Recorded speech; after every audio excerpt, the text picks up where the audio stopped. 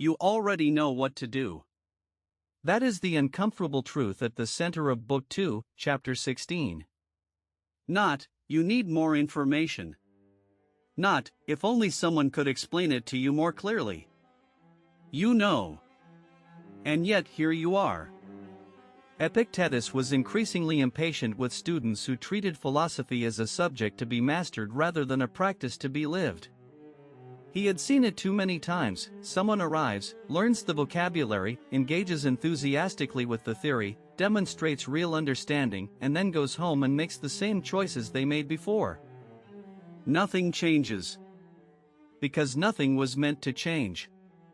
The philosophy was acquired as content, not as medicine.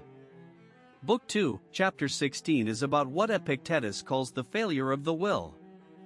It is not a failure of knowledge. People know that external things are indifferent and then make themselves miserable over them. People know that anger damages the person who carries it more than the person it is aimed at and then carry it for years. People know that their desires for things outside their control are the source of their suffering and then add new ones. They know. They do not apply. What is missing?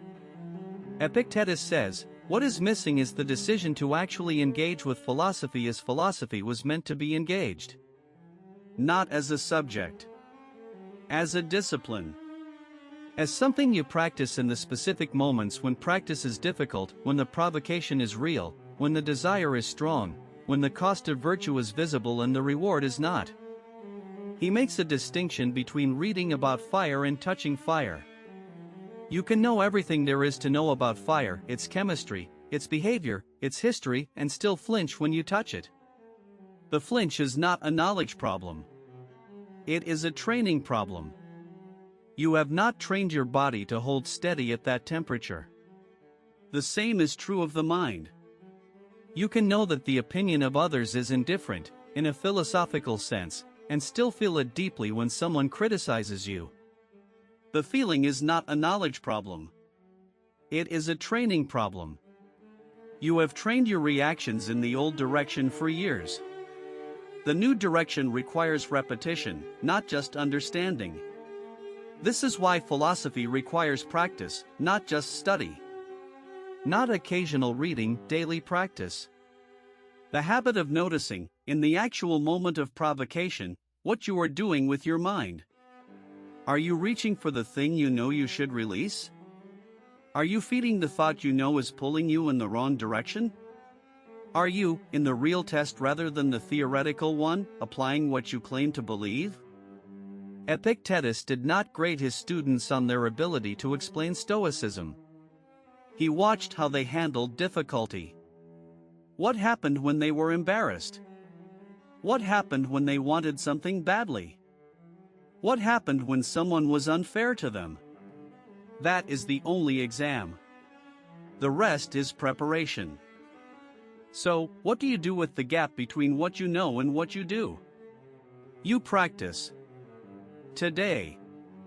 In the specific situation in front of you, not in some future situation where conditions will be better. You take what you understand, even if you understand it imperfectly, and you apply it right now, in the actual circumstances of your actual life. You will fail sometimes. The gap will reassert itself. That is not evidence that the philosophy doesn't work. It is the practice itself, the noticing, the failing, the returning.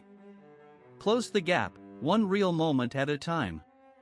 Subscribe to StoicForge for weekly episodes from the greatest minds in history. Ancient wisdom. Modern edge. That was episode 7, You Know the Right Thing. Now do it. In episode 8, he turns to friendship, and what it actually means to have one. Subscribe to StoicForge. Ancient wisdom. Modern edge.